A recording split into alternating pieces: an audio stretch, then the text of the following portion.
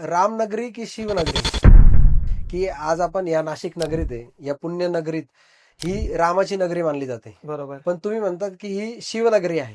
बरोबर बरोबर तर ते आहे म्हणजे आपल्या नाशिकमध्ये त्र्यंबकेश्वर सारखं मोठं 12 ज्योतिर्लिंगामधलं एक देवस्थान लाभलेलं आहे. बरोबर. कपालेश्वर सारखं देवस्थान आहे. पण मग रामनगरी की शिवनगरी? मला कोणी मेसेज केला ना की गुरु तुम्ही कुठून बोलता, तर मी त्यांना रिप्लाय देतो मी बोलेनगरी नाशिक इथून बोलतोय.